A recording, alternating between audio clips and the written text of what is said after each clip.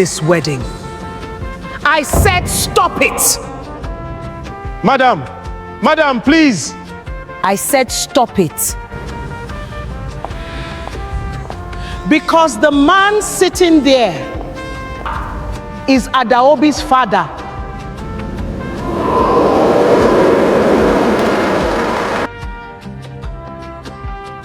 What is happening? Mama? 25 years ago, you abandoned me when I was carrying your child. Please, order! You knew!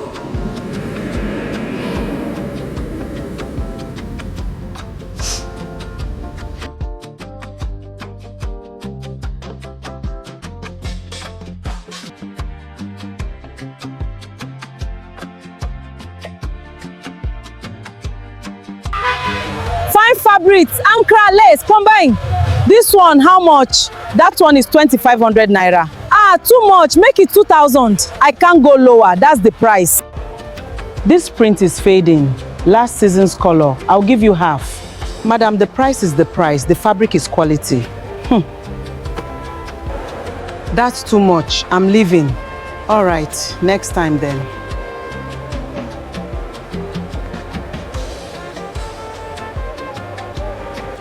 You should have charged her double. I charged her what the fabric costs. She could afford triple and not notice. That's not our business. It should be.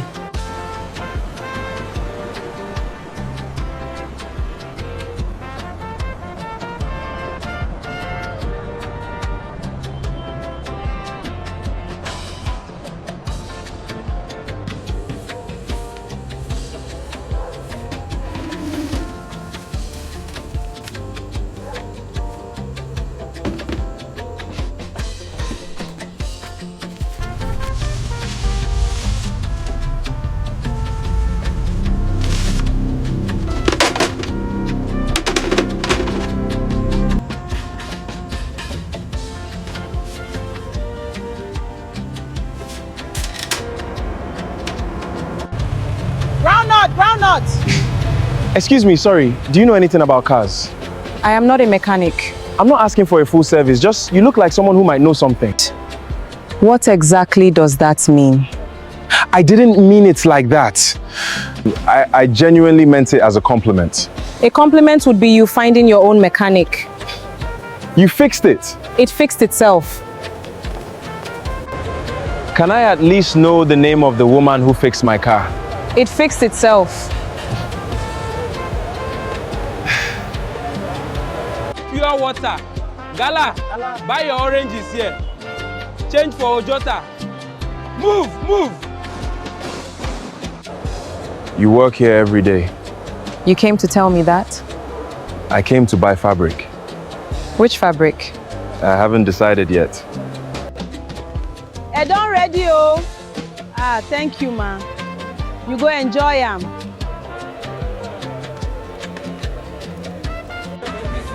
What do you want?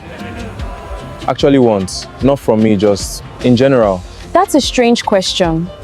Most people have an answer. Most people lie about it. What would your honest answer be? To finish something I started. There it is. What? Your face, when you stop managing it. Oh, really? I like it.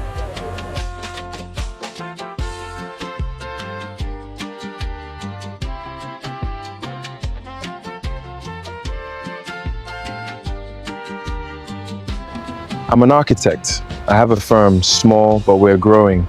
I studied in London. London. Does that change something? Should it? No.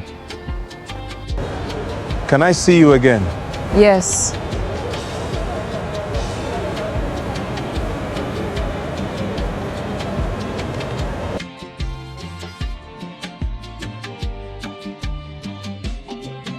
The sun was going down over the Atlantic, and Adaobi Eze did not yet know what was about to happen. She had agreed to come to the beach because Toby had asked, and she had learned in the weeks since their first meeting that Toby asked for things he genuinely wanted rather than things he thought she expected him to want. It was one of the reasons she had begun, slowly and carefully, to trust him. She was wearing the green dress. She had chosen it deliberately, the way a person chooses something when they are trying to look as though they did not choose it at all. The small gold necklace at her throat caught the last of the evening light. Toby had stopped walking. She had not noticed immediately, when she turned and found him standing still behind her, looking at her with the expression of a man who has already made a decision and is simply waiting to speak it out loud. She understood. She had known perhaps before this moment. She had simply been waiting too. The ocean behind them did not care about any of it. The waves arrived and dissolved exactly as they had been doing for 10,000 years. The city of Lagos went about its business on the horizon, and at the water's edge, two young people stood in the last warm light of a Lagos evening, on the edge of something neither of them would be able to undo. He did not make a speech. Toby Adebayo was not a man who performed things he genuinely felt. He said her full name, both names, the way names are meant to be said when they mean something, and he asked her to marry him. The ring was simple. He had chosen it himself, without advice, without a jeweler's persuasion. He had stood in a Lagos shop on a Thursday afternoon and picked the one that looked most like something a person would wear every day without it becoming a burden. He had been thinking about her hands, the hands that worked in the market, the hands that counted money in private, the hands that had fixed his broken engine on a street where they had no business meeting each other. He wanted the ring to fit those hands, without lying about what they were. He held it in his palm and looked at her. He was certain of the question. He had been less certain about very few things in his life. He waited. She did not answer immediately. This was not cruelty, and it was not uncertainty about him. It was something more complicated than either of those things. Adaobi Eze had spent 24 years watching good things leave. She had watched her mother build something careful and dignified out of very little, and she had learned from that, watching that care and dignity were not enough to protect a person from loss. She had a tin behind the Indomie packets in the kitchen that she had been filling for 2 years because she had decided long ago that she would not wait for anyone to give her a future. She would build it herself, in secret, at night, in a kitchen that hummed with a fluorescent tube that had needed replacing for 6 months. She looked at Toby's face. She looked at the ring. She looked at the ocean behind him. She thought about the savings tin. She thought about the 2 years of discipline that tin represented. She thought about whether yes meant that the tin was no longer the only plan, or whether it meant that the tin became part of a larger plan that she had not yet been able to imagine alone. She looked at him again. He was still holding the ring. He was still waiting. He had not filled her silence with reassurance or persuasion. He simply waited because he understood, without being told, that this was a woman who needed the space to arrive at her own answer. That, more than anything else, was why she said yes. She said the word quietly. One word, flat and certain, the way she said most important things, not because she was cold, but because the important things deserved precision rather than performance. He placed the ring on her finger. His hands were careful. She looked at it for a long time. He watched her looking at it and did not say anything, because there was nothing that needed to be said. The ring was on her finger. The question had been asked and answered. The ocean continued. She had spent 24 years in a world that had not given her very much. She had learned to take what she needed and ask for nothing beyond that. But standing on the sand of Bar Beach with the Atlantic at her back and a ring on her finger and a man beside her who had waited through her silence without flinching, for the first time in her adult life, Ada Obieze allowed herself to want something she had not earned alone. She looked at the ring. She looked at him. She did not smile immediately. The smile came later, when he was not looking, when she had turned toward the ocean and he was standing beside her, and the Lagos sky was doing what it always did at this hour, which was to catch fire quietly before going dark. That was when it came, small, private, entirely her own. She kept it for herself. She had always kept the best things for herself. Old habit. She was working on it. Lagos is a city of many cities. In the same hour that Ada Obieze was saying yes on Bar Beach, on the other side of Lagos Island, in a 5-star hotel that charged more per night than Ngozi's stall earned in a month, Victoria Adebayo was preparing for a very different kind of conversation. She had done her research. She had made inquiries through channels that could not be traced back to her. She knew who the girl was. She knew where she came from. She knew the fabric stall and the Surulere bungalow and the 19 years of market trading. She knew everything except the one thing that would have changed everything, because the one thing that mattered was buried so deep that even she had not thought to look for it.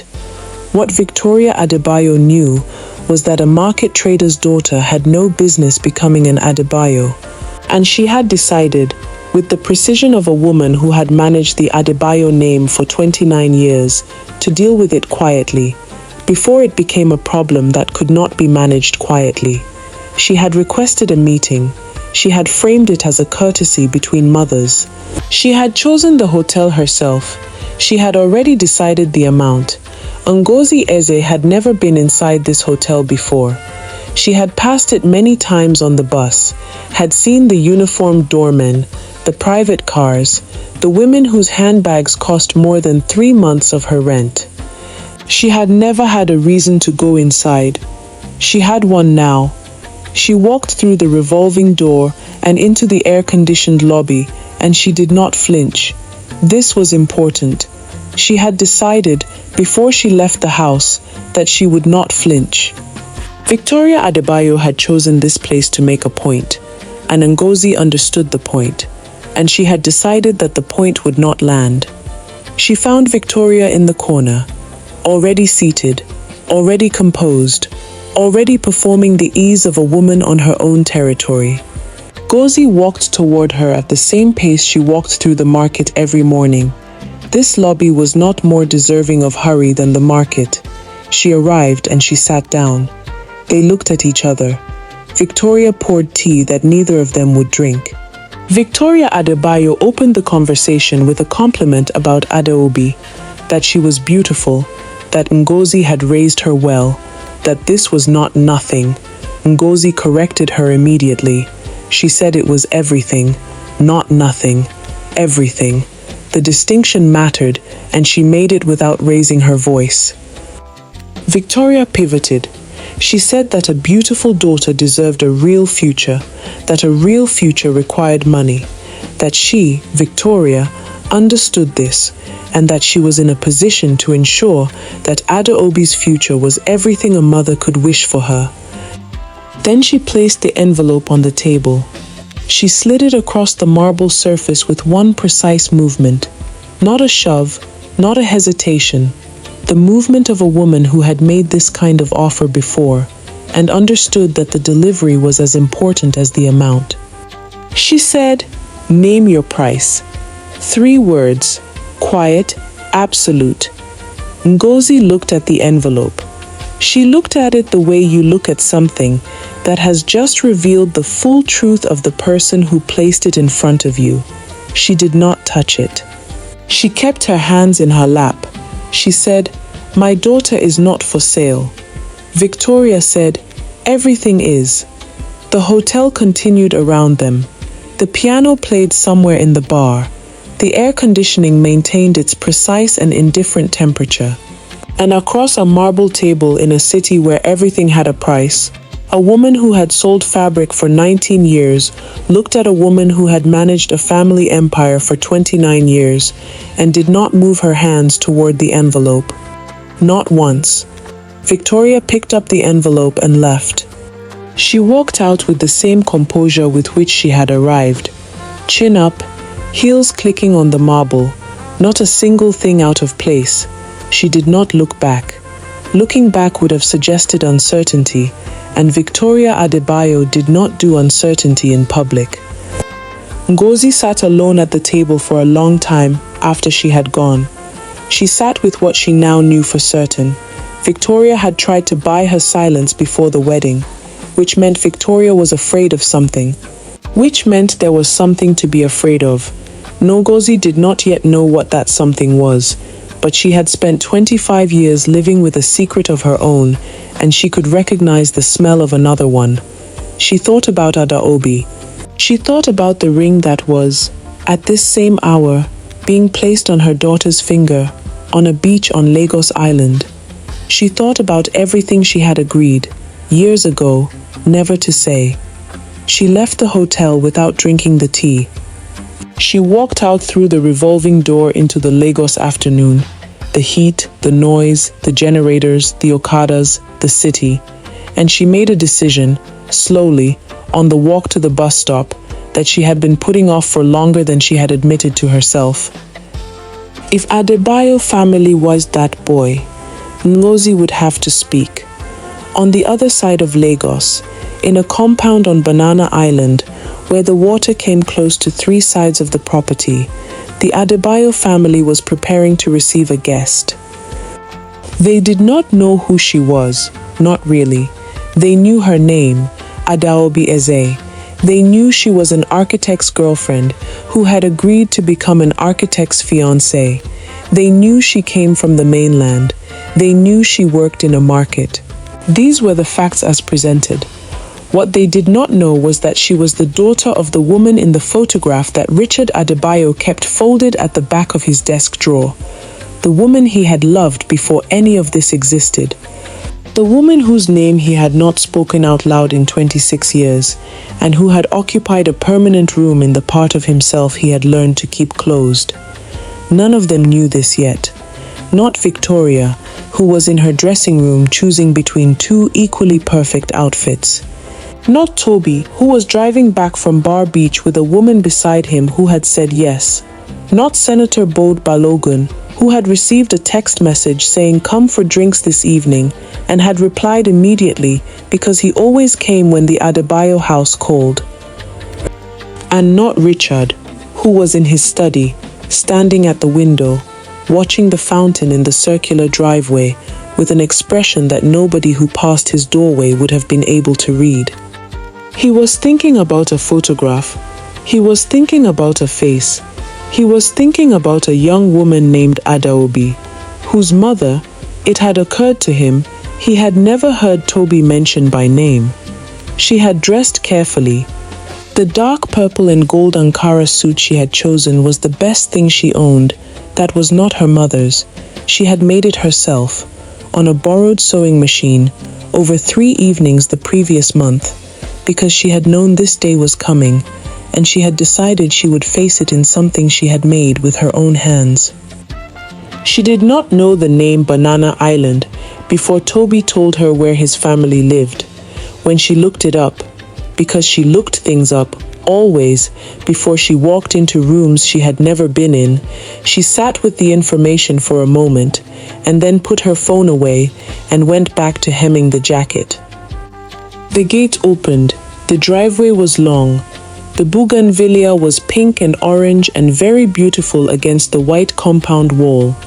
She looked at the house at the end of the driveway, and she said nothing. What she was thinking, she did not say.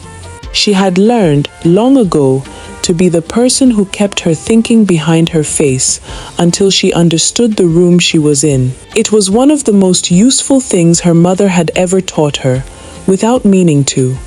The car stopped. She got out. She straightened her jacket. She walked toward the house. Richard Adebayo crossed the sitting room to greet her and said the words that Nigerian courtesy required. "Welcome, my daughter," and his voice was steady and his face was composed, and nobody in the room noticed anything wrong. Victoria offered tea and gestured to a chair and asked about the drive and performed the hospitality of a woman in complete social control. She assessed Ada Obi in the same motion: the suit, the shoes, the jewelry, the way she sat, the way she held her cup, and she filed what she found in the part of her mind that she used for problems that had not yet fully announced themselves. Senator Bode was warm and large and easy in the room the way he always was. He rose from the sofa and shook Toby's hand and looked at Ada Obi with the genuine delight of a man who was glad his friend's son had found someone, and he said so, and he meant it, and nobody in the room had any reason to look at him more carefully than that. He had been in this house for 30 years. He knew every room. He knew which chairs Richard preferred, and what Victoria liked to drink, and where Toby had hidden things as a child. He was the most familiar person in the room. He was also, in a way that none of them yet knew, the reason everything was about to come apart. It was the photograph that did it. Toby showed it to him without any understanding of what he was doing, just a son showing his father a picture of the woman who would become his mother-in-law. He said something casual, something about her not being able to make it today, and he held out the phone. Richard took it. He looked at the photograph. He looked at a woman standing in a market stall with morning light on her face and a laugh on it that he recognized the way you recognize something you have not seen in 26 years but have never stopped seeing in your mind. The face was older. The laughter lines were deeper. The hair was wrapped differently, but the face was the face and the laugh was the laugh. He stood in his own sitting room, in front of his son and his wife and his oldest friend and a young woman he had just called my daughter, and he felt the floor of the last 26 years shift underneath him. He handed the phone back. He said she was very beautiful. He excused himself. He said something about the staff, about refreshments, about something that needed checking, and he walked out of the sitting room with the careful walk of a man who understood that if he did not control the next 30 seconds of his body, he would not be able to control what happened after them. Victoria watched him go. She was the only one who noticed. Her face showed nothing, but she noticed. He sat in his study for a long time without moving. He had sent his apologies back to the sitting room, something credible, something that Victoria would accept and file and return to later with her own questions. He had walked down the corridor and into this room and closed the door and locked it, and he had sat down at the desk and put his hands flat on the surface and stayed there. The study was the one room in the house that was entirely his, not theirs, his. The books were his choices. The paintings were things he had bought before the marriage, before the money, before the compromise that had become his life. The chieftaincy staff on the wall was from his grandfather, a man who had made his choices differently and lived with them differently and died at 91 with a clear face. Richard was 58 years old and sitting in a chair in a room that was supposed to be his sanctuary, and discovering that the thing he had spent 26 years trying to contain had just walked into his sitting room in a purple and gold Ankara suit and smiled at him and called him sir. He opened the drawer. He reached to the very back. He took out the photograph. The photograph was 26 years old. He had folded and unfolded it so many times that the crease lines had gone white, and the paper had softened at the edges until it had the texture of something that had been handled too much and put away too many times. He unfolded it carefully. He always unfolded it carefully, the same way, the same order of folds, because by now the paper had a memory and unfolding it wrong would damage it. He had learned this years ago. He looked at the young woman in the photograph. She was 23. She was laughing at something he had said. He remembered exactly what it was, because it was the kind of memory that does not fade, regardless of how much you might prefer it to. She was wearing a dress he remembered. Her hair was in braids he remembered. He looked at his phone. He looked at the photograph on Toby's phone, the one he had handed back, the one of the same face 30 years later in a market stall with morning light on it. He put both images beside each other in his mind and held them there. He put his head in his hands, just for a moment, just long enough to acknowledge to himself that what was happening was real and that there was no version of the next several weeks in which it stayed contained. Then he raised his head. He opened his phone. He searched for an address he had not visited in 25 years. He sat for a long time, looking at the address on his screen. Then he got up, put on his cap, and walked to his car. He drove to Surulere. He had not been to that part of Lagos in many years. The roads had changed. New developments had appeared. A flyover that did not exist in his memory now crossed above a junction he had once known as a narrow roundabout. Lagos was like that. It was always becoming something slightly different from what you remembered, so that returning to it after an absence was always a form of mild disorientation. He drove through the night with the kind of focus that comes from having made a decision and being committed to it before the doubts can arrive. He had spent 10 days investigating quietly, confirming what the photograph had told him, tracing the name Eze back through records and inquiries, and the kind of careful, private research that a man in his position could conduct without attracting attention. He had confirmed it 3 days ago. He had spent the 7 days since then deciding what to do with the confirmation. He had decided tonight. He parked the Mercedes on the Surulere street and sat in it for a moment. Through the windscreen, a modest bungalow with one window lit from inside, a generator from next door, a dog somewhere in the darkness, the ordinary sounds of a neighborhood going about its ordinary evening. He got out of the car. He walked to the door. He knocked.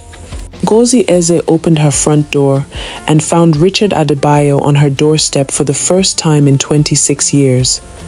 She had not been asleep. She had not been expecting him either. She had not known at that point that he had been to his sitting room and seen the photograph and confirmed what it meant. She had simply been sitting in her small sitting room in her housecoat with her hair unwrapped for the night, watching a program on the small television with the volume low because the neighbor's children were already sleeping. She opened the door and found him. She looked at him. He looked at her. The gap between them in the doorframe was the gap of 26 years, of a decision he had made when he was 22 years old and terrified, and of everything that had grown in the space that decision had created: a daughter, a market stall, 19 years of fabric and customers and early mornings and a savings tin behind the Indomie packets that the daughter thought nobody knew about.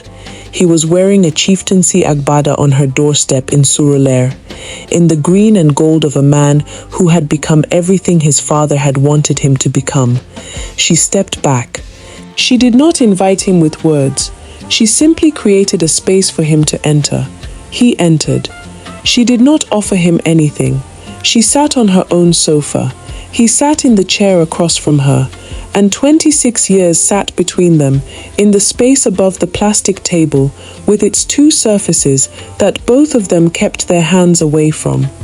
He asked her why she had not told Adaobi. He said it without preamble, without courtesy, without the usual construction of social conversation, because he had not come for social conversation, and they both understood that. She asked him what he meant. This was not ignorance. This was the same thing she had always done. She made people say exactly what they meant, because vagueness was a place for cowards to hide, and she had no patience for it. He said she knew exactly what he meant. She said, after 25 years, he suddenly wanted to talk. The way she said the word suddenly, the slight lengthening of it, the way it made 25 years audible in a single sound. He looked at her. She looked back at him. The generator from next door continued its business. The dog continued its. Lagos continued its. He said, "If Adaobi marries my son, everything will be destroyed." He said it quietly.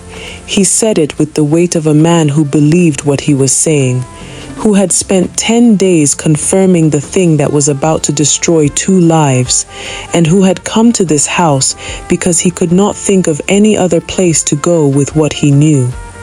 He said it, and the word everything sat in the small sitting room like a stone that has been dropped from a great height. Kongozi looked at him.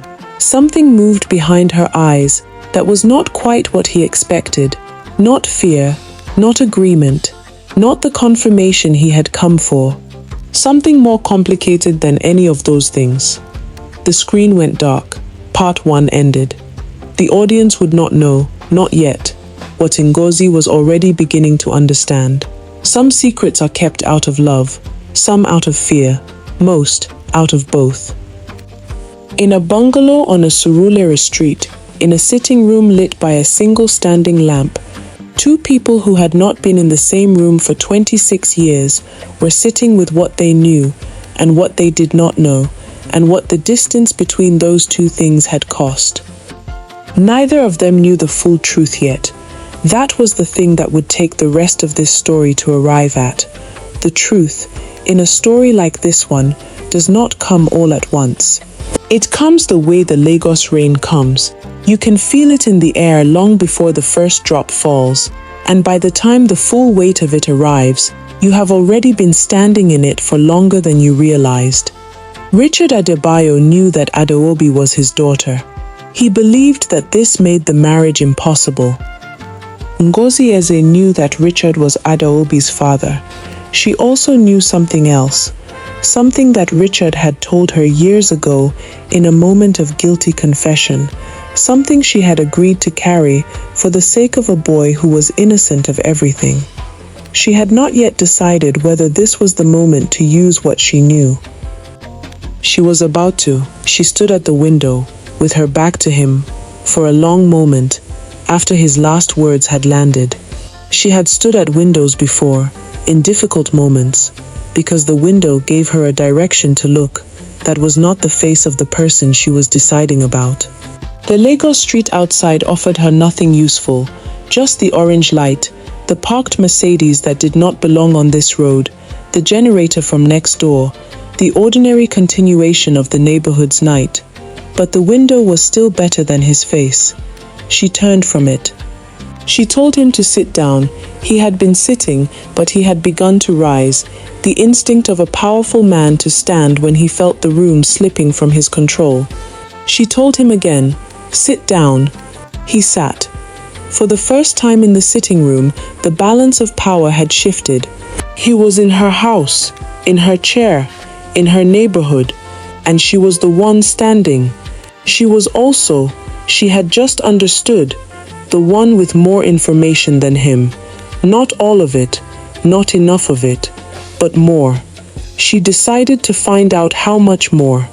26 years earlier, Richard Adebayo had been a different man. Not a better man necessarily, not yet tested enough to know the measure of himself, but a younger one, and a freer one, and one who had not yet learned that freedom of the kind he had then was the kind that could be taken from you by the people who had given you everything else. He was studying at the University of Lagos. He was not wealthy. His father had money. His father's money was not yet his, and the distinction between those 2 things was the central fact of his young life. He lived in a university apartment that was too small and too hot, and absolutely his own, in the way that things are your own when nobody else has paid for them. He met Ngozi Eze in a lecture hall. She was studying economics. She asked a question during a seminar that made the lecturer stop and think before answering, and Richard had looked at her across the room and thought, that one, whatever she is going to do with her life, that is the person I want to do my life beside. It had taken him 3 weeks to approach her. She had known he was working up to it for most of those 3 weeks and had decided, privately, to wait and see if he could manage it without embarrassing himself. He managed it, just about. They had been together for 2 years before his father became a problem. They planned the way young people plan, with a confidence in the future that only becomes visible as confidence in retrospect, once the future has already revealed itself as something else entirely. They had a notebook. Ngozi kept it. She had written down the things they needed, in order, with timelines against each item, because she was the kind of person who understood that wanting a thing and having a plan for getting it were 2 separate activities, and that only one of them produced results. Richard loved this about her. He loved that she approached the future the way she approached everything, directly, practically, without sentimentality about the difficulty of the path. He had told his father about her. This was, in retrospect, the first mistake. Not because telling his father was wrong, but because he had told him too soon, before the relationship was established enough to withstand the weight of a powerful man's disapproval, and before Richard had developed enough of his own spine to carry it. His father had listened. He had asked questions, the kind of questions that were really statements wearing question clothing. He had said nothing decisive on that first occasion. He had waited. Richard had gone home to Ngozi that evening and said his father had taken the news well. He believed this at the time. He was wrong. When Ngozi told him she was pregnant, Richard's face did something she had never seen it do before and would not see it do again for 26 years. It simply opened. All the control, all the careful management of expression that he had learned from watching his father move through rooms, all of it disappeared, and what remained was just a young man who was happy in the specific, uncomplicated way that you can only be happy before you understand the cost of things. He held her face. He told her he loved her. He told her they were going to be fine. He believed this when he said it. She believed him. This was important. She was not naive. She was not foolish. But she believed him because the evidence she had gathered about him in 2 years gave her reason to. He had never lied to her. He had never hidden from difficulty. He had faced every hard thing that had come to them in those 2 years, with his face forward and his hands open. She believed him. This was the last time in the story that believing him was something she had not yet had reason to regret. Richard's father came to the apartment on a Tuesday morning when Ngozi was at a lecture. This was deliberate. He had chosen a time when she would not be there because he was not a man who conducted the business of control in front of witnesses he had not selected. He sat down. He looked at the apartment, at the notebook on the table with Ngozi's handwriting in it, at the small evidence of a life being built without his permission, and he said what he had come to say. He said that he had looked into the girl. He said that she was not suitable. He said that there was a family, the Okonkwo's, specifically Victoria's family, whose connection to the business empire he was building would be worth more than anything a girl from Anambra with no connections and no money could bring. He said, marry Victoria and inherit everything, or marry Ngozi and leave this house with nothing. He said it the way he said everything, plainly, without drama, as though it were simply an administrative matter being resolved. He was not angry. Anger would have suggested that the outcome was uncertain. He was precise. Richard looked at his father. He thought about the notebook on the table. He thought about Ngozi at her lecture, asking her questions, taking her notes, planning the future with the practical certainty of someone who did not know yet that the future had already been rearranged without her knowledge. He said no. His father nodded, stood, straightened his jacket, and left. Richard sat for a long time after he had gone, looking at the door. He thought he had won. He was wrong about that too. 3 days later, 2 men came to the apartment when Ngozi was not there. They did not stay long. What they communicated was communicated efficiently. By the time they left, Richard Adebayo understood several things with complete clarity. That his father was not a man who accepted the word no, that the word no had consequences that extended beyond himself, and that the people who would bear those consequences were not only him. His father arrived after the men left. He crouched down to where Richard was sitting against the wall, and he said, very quietly, the specific thing that changed everything. He said, "The next people we visit will not be you." He said their names. Ngozi's name, the child's, though the child was not yet born, his father said it anyway, because precision was how he operated, and he wanted Richard to understand that his reach extended even to things that did not yet exist. Richard looked at his father's face. He looked at the gold ring on his hand, close to his own face, catching what little light there was in the yard. He looked at the face of a man he had known his entire life and understood, for the first time, that he had not known him at all. He did not say anything. He sat against the wall in the dark yard, and he made the decision that would shape the next 26 years of his life and the life of a woman who was at that moment sitting in a lecture hall on the other side of Lagos, still believing that the man she loved had won. He did not tell her. This was his second mistake, and it was the one that cost the most. He told himself he was protecting her. He told himself that if she knew about the threat, she would argue with him.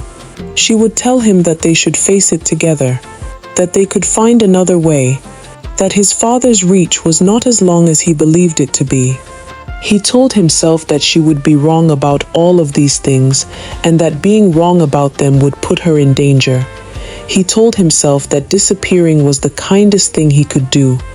He went to her door once. He stood in front of it with his hand raised to knock. He stood there long enough for the sound of a neighbor's radio to change songs twice. He stood there and he looked at the door and he thought about what was on the other side of it. The woman he loved, the child she was carrying, the notebook with its careful lists and its timelines, and its confidence in a future that he was about to remove. And he put his hand back down. He turned around. He walked away. He did not knock.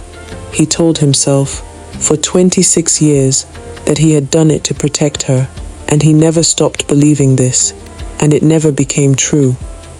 Richard's father died 11 years after the choice he had forced. He died of a heart attack in the compound on Banana Island, which he had lived to see completed, which was the thing he had wanted most, and he died without apologizing for anything, because he was not a man who believed he had anything to apologize for. He left Richard the empire he had built. He left the company, the properties, the connections, the name. He left letters, handwritten, precise, in the same hand that had written threats on the same kind of paper 20 years earlier. He left the gold ring. Richard had put the ring in a drawer and never worn it. He had kept the letters because they were the documentation of a man who had believed he was building something, and Richard had needed, for years, to be able to look at them and remind himself that his father had genuinely believed what he was doing was right. It made it easier to understand, if not to forgive. It did not make it easier to live with. The empire had grown. The name had grown. Toby had grown, had become an architect, had studied in London, had come home with the ease of a man who had never been made to choose between love and everything else, because everything else had always simply been there. Richard had watched his son grow up with a freedom he had never had, and he had felt, simultaneously, proud and guilty, in the specific combination that only a man who has sacrificed something enormous for someone else's benefit can feel. He had made the sacrifice. He had watched the beneficiary flourish. He had never told Toby any of it. 3 months after he left Ngozi's door, Richard Adebayo married Victoria Okonkwo in a ceremony that his father attended with the satisfaction of a man whose plan had come together precisely as intended. Richard stood at the altar and said the words. He said them correctly, at the right volume, with the right expression. He had learned, in the 3 months between losing Ngozi and arriving at this altar, how to be present in his body while being entirely absent everywhere else. It was a skill that would serve him for the next 29 years. Victoria was beautiful. She had always been beautiful. It was one of the facts of her, like her precision and her ambition and her understanding of how rooms worked and who mattered in them. She stood beside him in her wedding attire, and she was everything his father had said she would be. She was also, in a way that Richard did not yet know at the altar, carrying a child that was not his. He found this out that evening, after the reception, in a private meeting with her family that had been arranged without his knowledge. They told him plainly, because the plainness was a form of power. It communicated that they did not fear his response, that the thing had already been handled, that his cooperation was assumed rather than requested.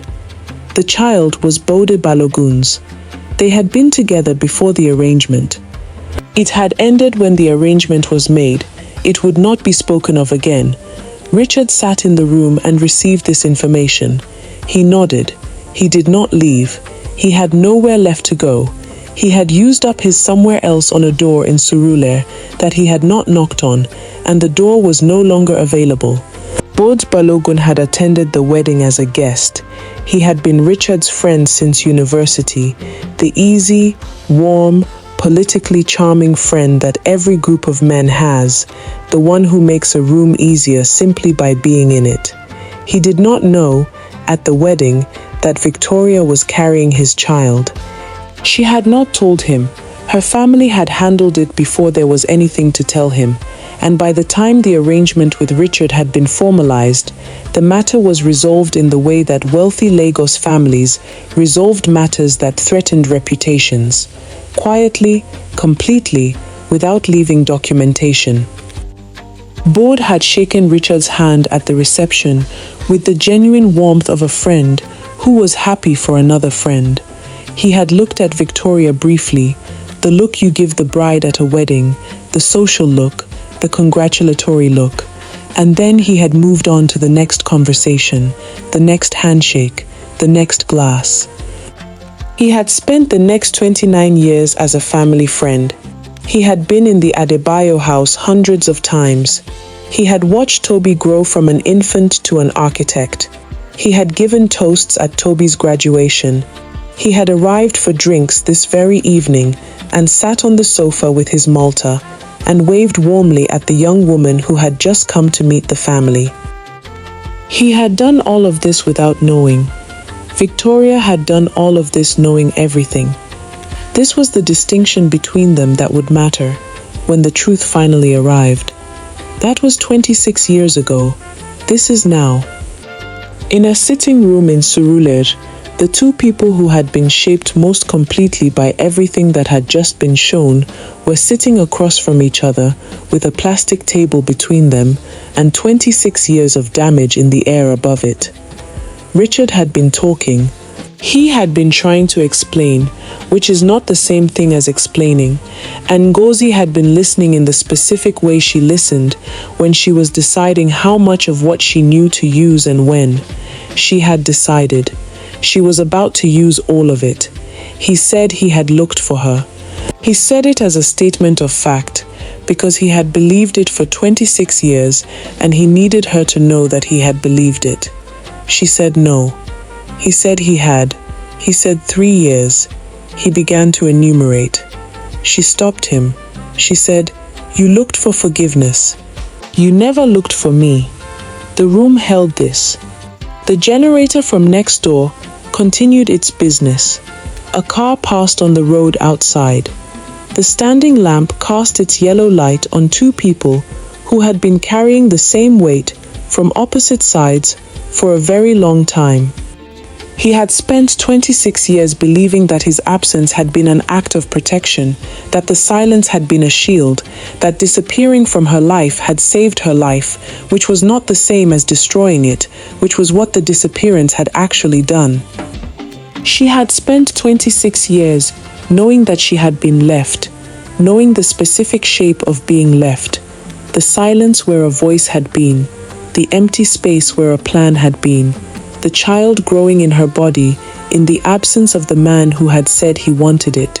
She had built a life in that absence, a good one in its way, a real one, but it had been built around a hole, and the hole had a shape, and the shape was his. He told her about his father's men. He told her about the yard. He told her about the specific words his father had said, the names, the precision of the threat, the way it had extended even to the child who had not yet been born. He told her that he had stood at her door, that he had raised his hand to knock, that he had not knocked because he had believed in that moment that his absence was the only protection he could offer, and that his father was a man who meant exactly what he said. He said, "I was 22 years old and terrified." She sat with this. She had not known about the threat. She had known about the choice, marry Victoria or leave with nothing, because the shape of that choice had been visible in the pattern of what he had done. But she had not known about his father's men. She had not known about the yard. She had not known that he had stood at her door.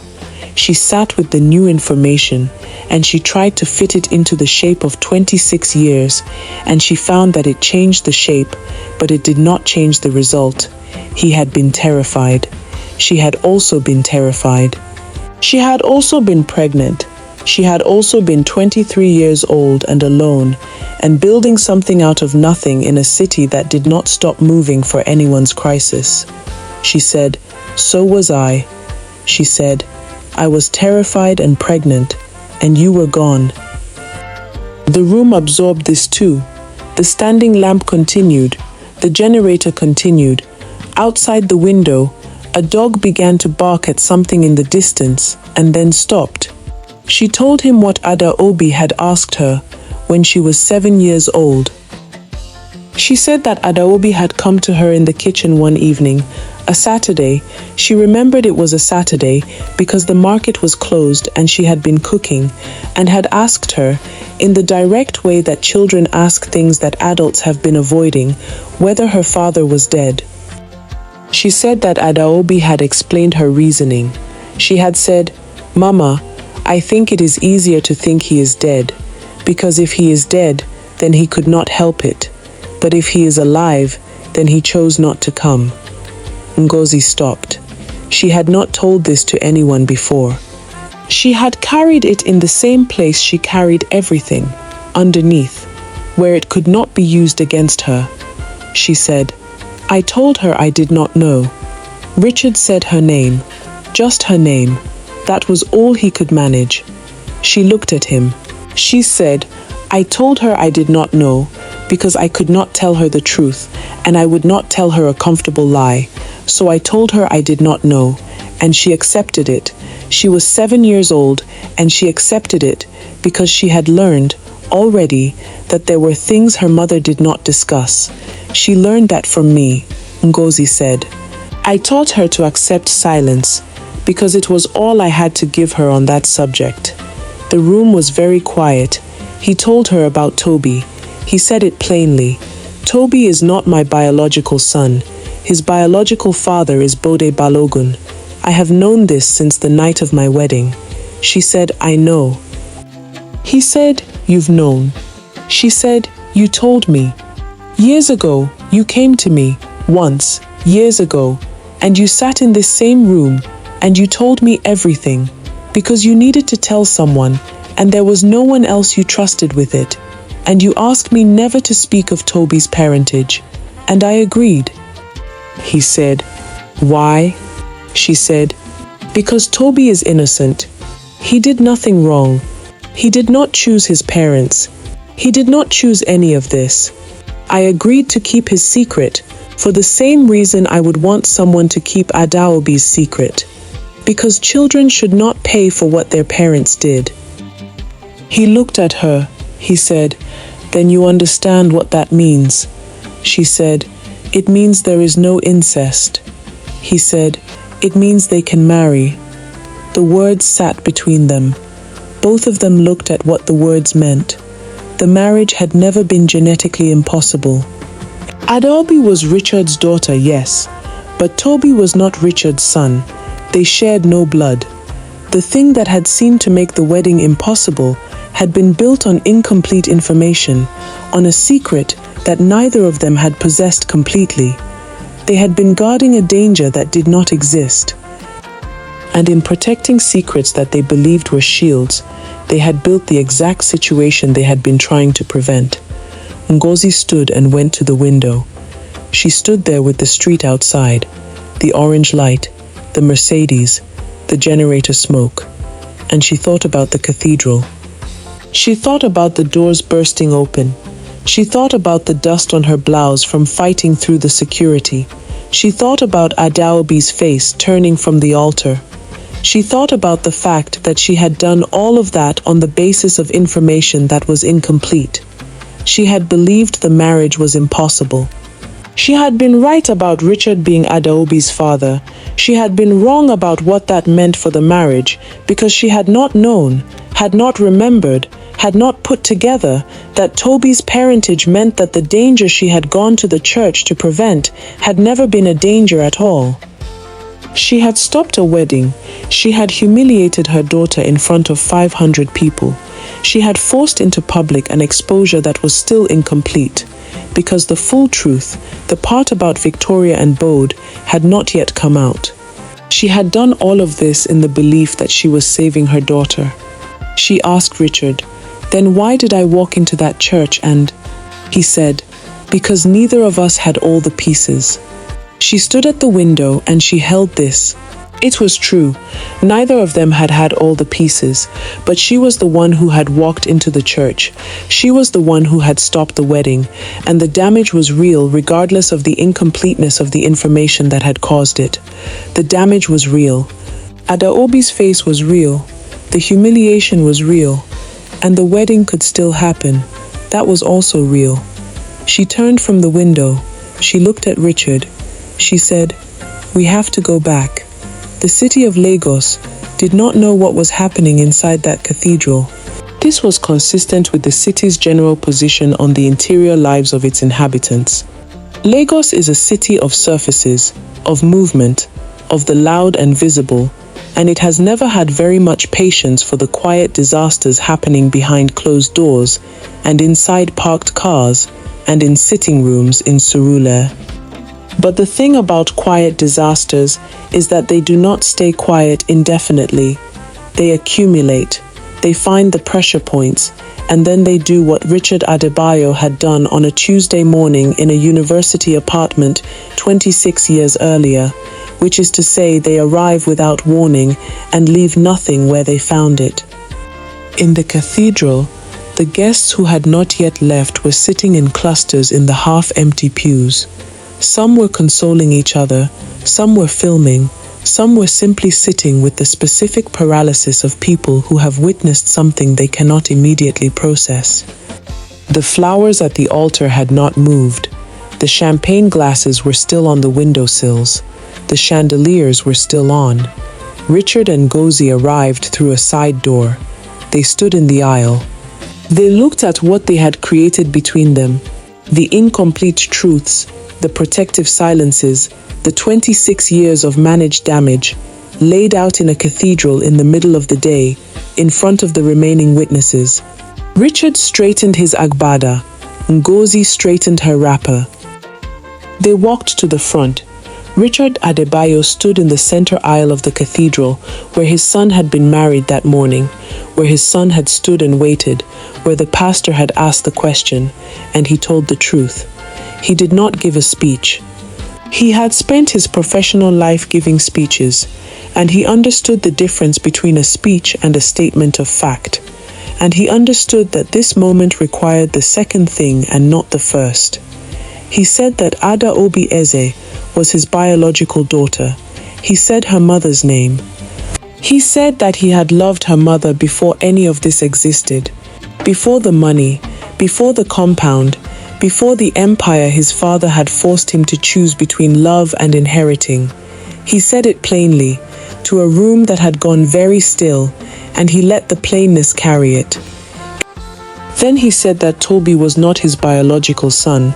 He said this knowing what it would do to the room and knowing that it needed to be done regardless, because the full truth had never been possible in pieces, and the pieces were what had caused everything that had happened in this cathedral that morning. He said Bode Balogun's name. He said it without looking at Bode, because the naming was not an accusation. Bode had not known. The naming was simply the completion of the information that the room required in order to understand what had happened and what had not happened and what could still happen. He finished. He stepped back. He waited. Ngozi spoke after Richard. She said the rest of it, the part that Richard had left for her, because it was her information to give. She had carried it for years in the agreement she had made to protect Toby. Toby now knew his own parentage. The protection was no longer the point. She said that 29 years ago, Victoria Adebayo had been pregnant before her marriage. She said the father's name. She said it while looking at Boji, because she needed him to know that she was not accusing him, she was informing him.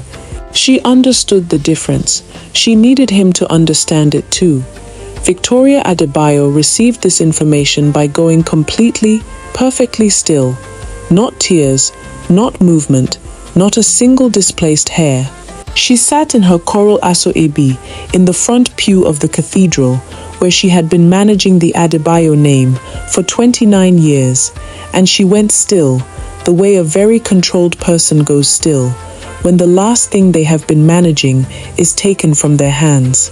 The audience should understand, she was not collapsing, she was calculating, even now. Even here, she was already deciding what came next. Bode Balogun stood up. He had been seated since the beginning. He stood up when he heard his name connected to Victoria, connected to Toby, connected to 29 years of a friendship and a family, and a boy he had watched grow up in a house where he was always welcome. He stood up and he tried to speak, and what came out was not a sentence. It was the sound of a man receiving information that reorganized everything he thought he knew about his own life. He was not performing devastation, he was experiencing it. This was visible in every part of his face. Toby stood in the aisle. He held all of it at once.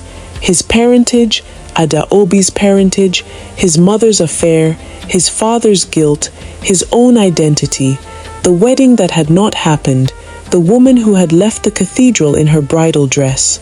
He held all of it, and he stood very still, and he did not speak. Then he moved.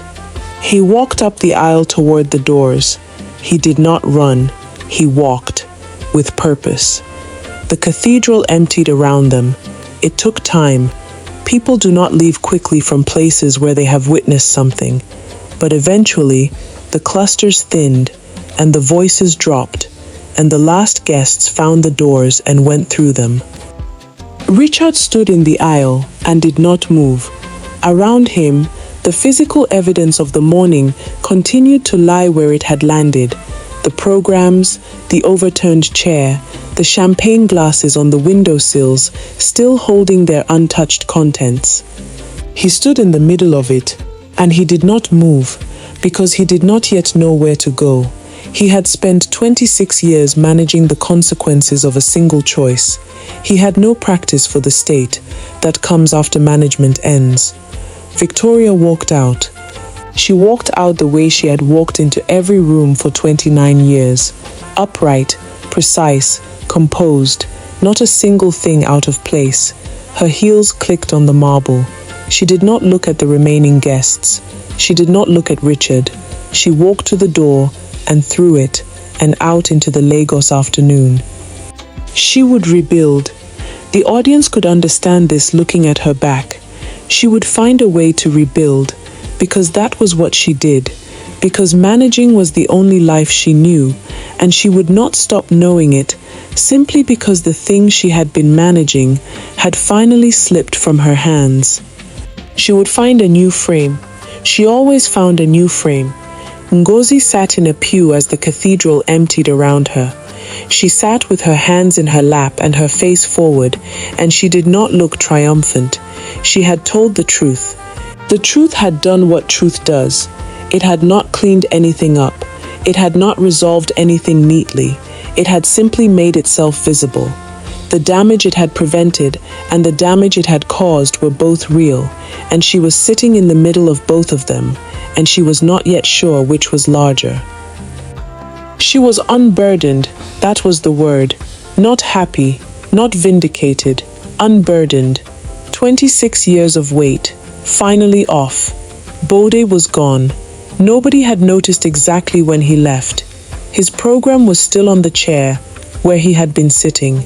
His Malta glass was still on the windowsill beside the pew. He had walked out into a Lagos afternoon that was the same in every way it had always been, and entirely different in the one way that mattered. He had a son. He had always had a son. He had spent 29 years sitting in that son's house and eating that son's family's food and watching that son grow up. He had done all of this without knowing. He would need a very long time with that information. The afternoon did not offer him any. Adaobi Eze sat on the front steps of the cathedral in her bridal dress and looked at her hands. The ring was still on her finger. She had not taken it off. She was aware of this. She had sat down on the steps and become aware of the ring immediately. The specific weight of it, the specific presence of it. And she had looked at it for a long time without removing it. She knew the full truth now. She knew that Richard Adebayo was her father. She knew that Toby Adebayo was not Richard's biological son. She knew that the marriage had never been biologically impossible. She knew that her mother had not known the full truth when she walked into the cathedral. She knew that Richard had not known the full truth either. She knew that both of them had been working with incomplete information, and that the incomplete information had produced a catastrophe that the complete information might have prevented. She knew all of this. What she did not yet know was what she was going to do with it. She had spent 24 years building a life that belonged to herself. The savings tin, the plan, the careful accumulation of a future that depended on nobody's choices but her own. She had opened that life, slowly and carefully, to one person. She had said yes on a beach with the Atlantic behind her, and a ring in a man's hand, and a city going about its business on the horizon. She looked at the ring. She heard footsteps behind her on the cathedral steps. She did not turn around. Every secret in that church had been kept to protect someone. Every one of them had caused damage instead. Richard's secret had been kept to protect Ngozi and the baby. It had given them 26 years without a father and a mother without a name to give her daughter. Ngozi's secret about Toby had been kept to protect an innocent boy. It had also kept the information that might have prevented the morning's catastrophe locked in a room that nobody else had the key to. Victoria's secret had been kept to protect the Adebayo name. It had given her son a false inheritance and a father made of someone else's guilt. And the secret that Richard's father had died with, the belief that he had built something worth protecting at any cost, had poisoned a well that his son and his son's generation were still drinking from, 26 years after the threat that had started it. The rain was beginning. Lagos rain does not ask permission. It does not announce itself with gradual overcast or the slow gathering of clouds, the way rain does in other climates. It arrives. One moment the sky is bright, and the next moment the sky is silver gray and delivering itself onto the city with the complete indifference of a natural force that has no interest in whether your wedding is still happening or whether your secrets have been exposed or whether you have somewhere to be. The first drops fell on the cathedral steps. Adaobi felt them on her shoulders. She did not move. Behind her, the cathedral doors opened again. The rain came down the way Lagos rain comes down, fully, immediately, without half measures. Adaobi stood in it. She had been sitting on the steps when the first drops arrived, and she had stood, and she had not moved toward the cathedral doors, or toward the street, or toward any of the sheltered places that were available to her. She had simply stood in the rain and let it come down on her. There was something clarifying about rain of this weight. It removed the possibility of pretending that anything was fine. It made the ivory of her bridal dress go dark at the shoulders, and the gathering of the jewel begin to loosen, and her eye makeup begin the slow, honest process of becoming what it actually was, which was makeup in rain. It made everything real in the most basic physical sense.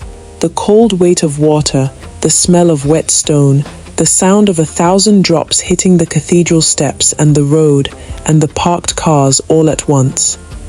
She heard the doors open behind her. She knew the footsteps. She did not turn. He walked out into the rain without pausing. She heard him not pause, heard the footsteps continue from the doors directly toward her, without the half-second of hesitation that would have meant he had considered the rain and decided about it. He did not decide about it. He walked into it. His royal blue agbada went dark with water almost immediately. He stopped a meter behind her. She knew he was there. He knew she knew. He said her name first. Just the first name, Adaobi. He said it the way you say a name, when the name is the whole sentence, when everything you need to communicate is contained in the 2 syllables of a person's name, and you know they understand this. She did not turn. He said, "Look at me." He said it at normal volume. He was not competing with the rain, and he was not performing for anyone, because there was no one left in the cathedral yard except the 2 of them, and the rain, and the Lagos afternoon that continued to be exactly as loud and indifferent as it always was. She did not turn. The rain fell. A car passed on the road behind them, the generator from somewhere nearby. Even here, even now, even in this moment, continued its constant Lagos business. He waited. 3 seconds. He said it again. The same words. A different wait. The second time was not louder than the first. It was deeper. The request underneath the request. The thing he was actually asking for, which was not simply for her to turn around, but for her to decide, in the rain, in the ruins of the morning, whether she was willing to look at him at all. She turned. They stood in the rain and looked at each other, the water on both their faces, his agbada heavy and dark, her dress heavy and dark, her gele no longer holding its shape, his face, the ease that had defined him throughout every scene of this story was gone. What had replaced it was not weakness. It was the face of a man who had stripped away everything he had learned to perform and arrived at what was underneath, which was this, a person who loved another person and was standing in the rain asking to be looked at. She looked at him. She said everything was a lie. She said it plainly, not as an accusation directed at him specifically. He had not lied to her, not once, not about anything, but as a statement about the world she had walked into when she said yes on the beach. The engagement, the family, the introduction, the wedding morning, the cathedral full of people celebrating a union built on foundations that nobody in the room had understood clearly. Everything, the frame of it, the context. He said, no. One word. Immediate. He did not add to it. He let it sit. She said, what wasn't? He said, my love for you. No performance in the delivery, no reaching for the drama of the moment, or the rain, or the cathedral behind them. Just a statement of the most basic fact he possessed, said in the voice of a man who had run out of everything except the truth. The rain fell. The Lagos afternoon continued around them. The city went about its business. He reached into the inner pocket of his soaked agbada and produced the ring. He had kept it there all morning, through the chaos and the revelation, and the church emptying, and the decision to follow her out. The ring had been there, in its pocket. because he had not yet given up on the question it represented. He had not given up on it in the cathedral when the morning came apart. He had not given up on it in the hours since. He was not giving up on it now. He kneeled, one knee on the wet cathedral steps, the water soaking through the fabric of his agbada at the knee, the rain continuing on his head and his shoulders, and his raised hand with the ring in it. He looked up at her. He said her full name, both names, the same way he had said it on the beach on Lagos Island when the Atlantic was behind him and the sky was catching fire and the city was on the horizon and she had not yet said yes. He said both names together, the way names are meant to be said when they are the most important words in the sentence, which was every sentence, as far as he was concerned, that contained her name.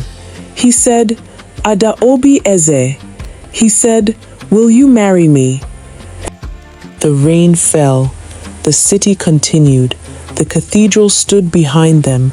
The chandeliers were still on inside. He held the ring up. He looked at her face. He waited. He had always been good at waiting.